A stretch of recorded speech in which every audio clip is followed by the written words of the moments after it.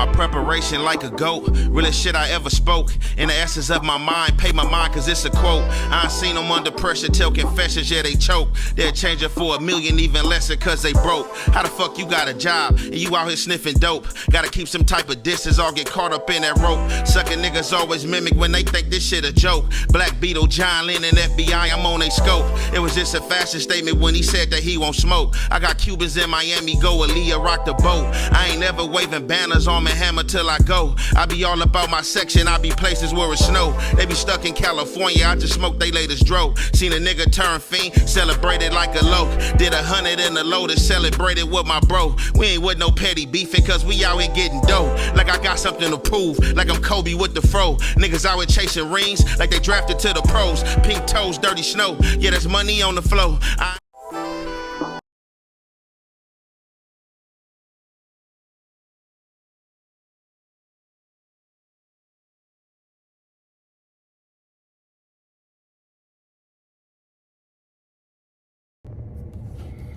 What's the good old big deal? It's your boy Young and Hefe. Don't care about number what the check say. Make sure you go ahead and like and subscribe because it don't cost you nothing to press that button. And if you ring that notification bell, I'm going to bring you mail. What's the good old big deal with the good people? It's Hot Topics with your boy Young and Hefe. And I'm here to bring you another one like the other one.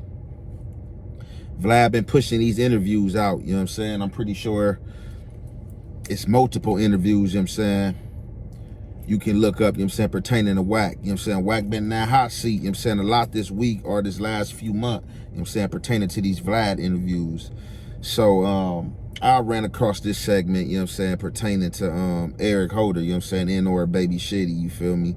Like y'all already know, you feel me, the murder of Nipsey, you know what I'm saying, the part he played in it, the mystery, you know what I'm saying, and all that's gonna forever, you know what I'm saying, be talked about, you know what I'm saying, it's history. I wouldn't be surprised at some day and time that, you know, Nipsey's not placed in the history books as far as in school for black history, you know what I'm saying, in or social studies and things not like that if they do the right thing. With that being said, it was some interesting things said, you feel me, doing this take, and it was some things that I had kind of wanted to touch up on that I didn't get to touch up on in the segments I have blogged and dropped, you know what I'm saying, Eric Holder name, you know what I'm saying, pertaining, you know what I'm saying, to his jail stay, you feel me, in the murder of Nip. So I'm gonna go ahead and let Wack, you know what I'm saying, drop his feed, and you already know it's the Hef way and the Hef effect. We gonna commentate. Was good friends with Nipsey Hussle as well as Eric Holder. And they both have the name Shitty Cuz. Shitty, yeah. Yeah. He explained to me what that means also. He meant, like, you know, he said that from, you know, from his area, shitty meant like, you know, down, you know, I'm down, I'm shitty, I'm, you know, from the mud, that type of thing. And we talked about the whole murder of Nipsey Hussle from his point of view as someone that knows both of them. You know, because Eric Holder lived with him at one point. He even said that, you know, he had a really serious situation. Eric Holder pulled out and ended up saving his life and so forth. So this was two friends who ended up in a horrible situation. But he gave an interesting point of view. He basically said that at the time that they ran into each other, both of them had chips on their shoulder, because shortly before that whole situation, DJ Khaled was filming a music video in Nipsey's neighborhood, and he had arrived early, and a bunch of dudes had rolled up on him and started to press him. So Nipsey was upset that they weren't able to maintain a level of security in that area when important people would come in. And those bunch of dudes was Loose Cannon's crew. Oh, is that who it was? Yeah, I think Black Sam talked about it in his interview with Big Boy. Loose Cannon talked about it at No Jumper. Yeah. That was... So there was that whole situation. And he felt like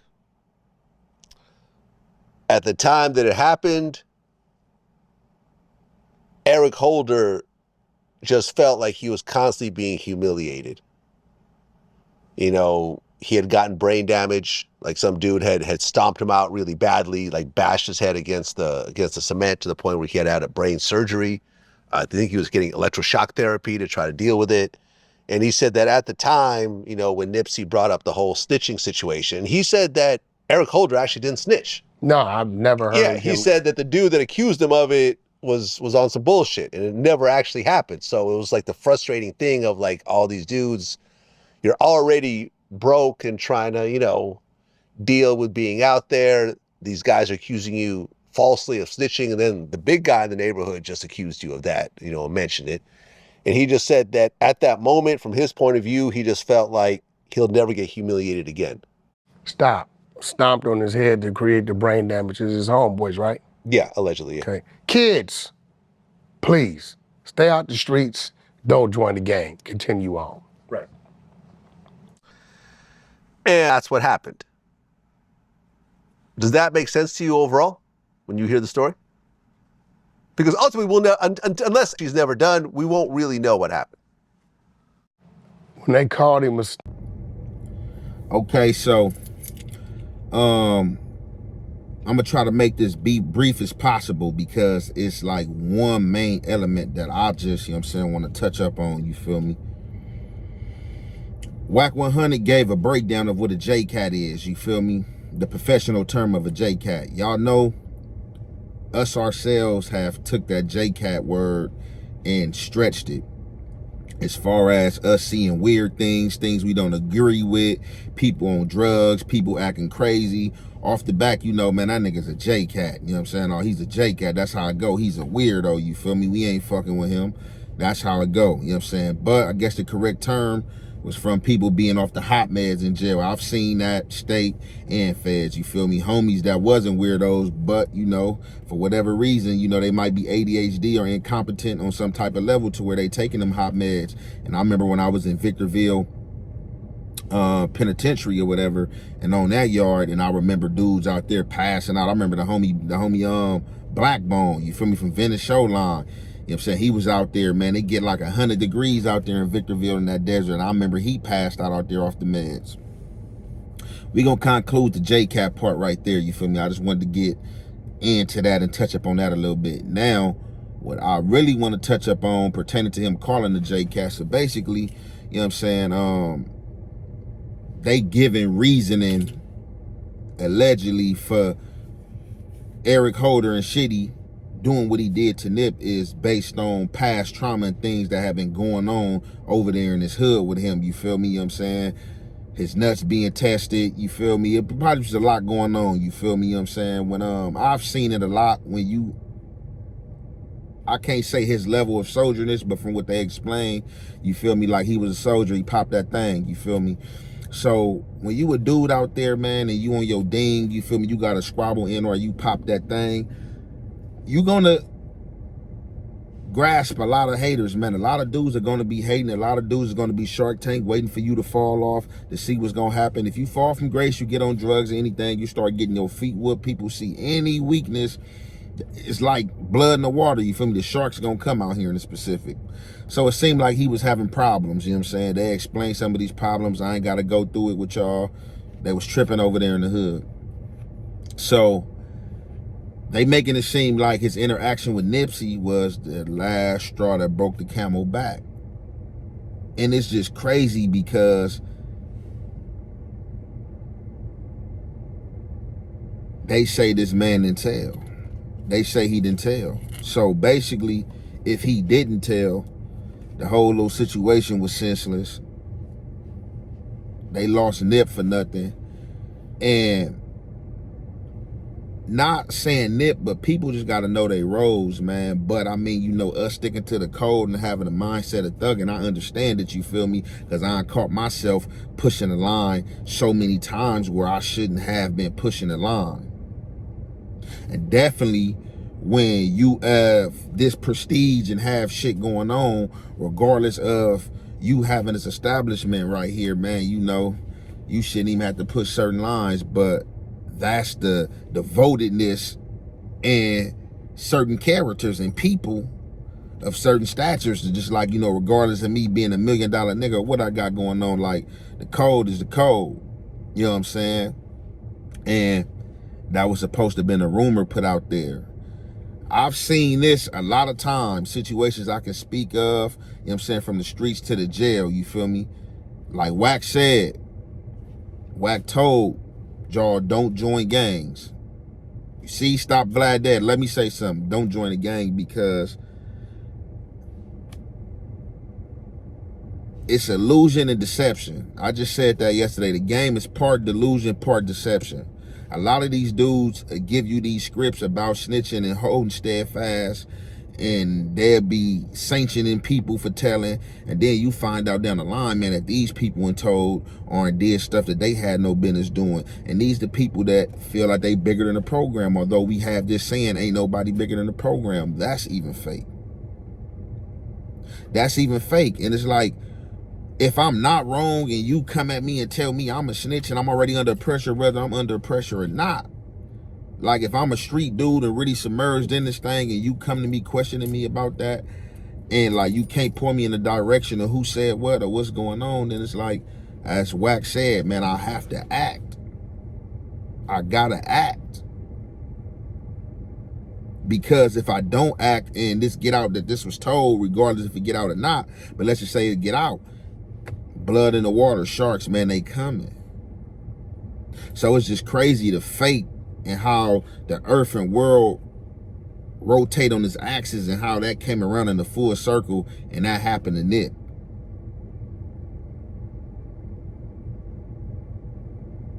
It's just crazy, like the way that life poses its ways at times.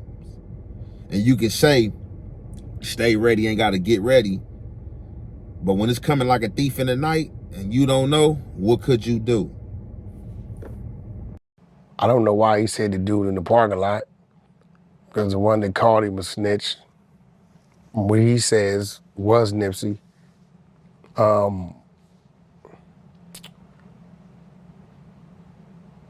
But I think it was one of those irrational situations that went too far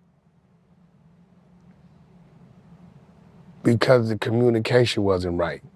And you know, when you dealing with, as we call, an individual that's burnt out or a jcat, right? What's a jcat? I've heard this before. Jcat is short for J category. So in prison, if you're taking what we call hot meds, Thorazine, Siloquan, Triloquan, you know, Halidol, all this stuff, and during the summer when it gets 90 degrees, the siren goes off, and because of the medication you take, you can't be outside. So we call those people jcats because of the medication they take. So it means J category, but we like, yo, dude's a jcat, meaning he burnt out, he off meds, right? You might snap, you know what you're dealing with. Right, and he also, that same day, he got into an argument with another man and pulled out a gun on him. So he was already... Yeah, you got somebody, you know, he was already, angry. you know, on one. Yeah, he's angry. You never know, like, where he's at. You know, the slightest things might trigger him. And, you know, I would say he was triggered. I hate to say it because if you speak in normalities of what life should be in the engagement of people, the word still shouldn't suffice taking a life, right? But again, we're dealing with the streets, the rules of engagement, the irrational rules that we live by that really have no merit. They have no nothing. It's just the rules, right? When you call somebody a snitch or anything like that, it's making an attempt on their life. And if you're dealing with that type of individual, he's gonna respond and make an attempt on your life.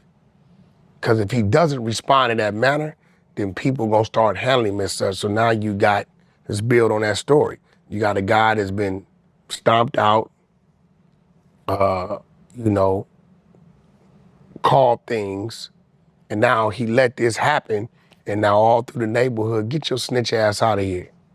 Hey homie, what's up with this? You telling? You understand what I'm saying? Living that type of life is ultimately gonna live to a person probably taking their life. Right? Yeah. Which his actions took his life when it comes to this side of it. You know what I mean? But you know, I think it was a sad situation. And really watching the Black Sam interview, I hate to say it, I really feel for him because talking to my big brother Bob, he's always been serious about protecting his little brother right now today. He was taught to protect his little brother. And I think he kind of deep down inside, Black Sam has this guilty thing in him that he wasn't there to protect his little brother. Oh, Sam's the older brother. Yeah, Sam's okay, older. got it. Sam's older than that. Okay. You know, I see, you know, watching Black Sam and researching him, you know. So something I want to point out, Wack said, the situation was definitely senseless. And it wasn't just a senseless situation because it was Nipsey Hussle. It was a senseless situation because it didn't have to happen. You know what I'm saying? It's another black man, but it was a black dude of greatness and prominence. You know what I'm saying? You know what I'm saying? Jagged and profound, you feel me? Lost a soldier, for real, for real. And as well, you know, people ain't gonna like it or whatever the case may be, but in all this jcatness, it seemed like Eric Holder was also a soldier. Not a soldier because he killed Nip, you know what I'm saying, but just, you know, from, you know, his past acts, you know, and things that you hear, you feel me, and just, you know, standing his ground and standing on business, you feel me, because like I said, and like Wack said and pointed something out that was instrumental about the rules, you feel me, like these people set these imaginary lines and border lines and rules in place that they bend.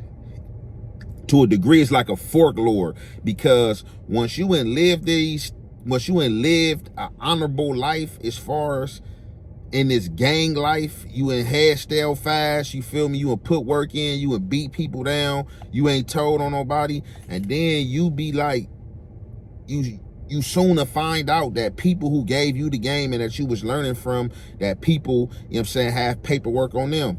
People even get at you, try to recruit you, and show you paperwork on other people of their generation. So it'd be somebody who had told 25, 30 years ago, 40 years, and people would be like, man, hey, look, you know what I'm saying, you know, look, you know what I'm saying, some people filling you in, you know what I'm saying, rightfully so, you know what I'm saying, because of who you are, and want you to know what you up against and who you need to watch and who not to be praising. But some people be playing spider and snake games with this, like, hey, what you know about this, you know what I'm saying, to put these things on your mental or to try to test your mental capacity to see what you own.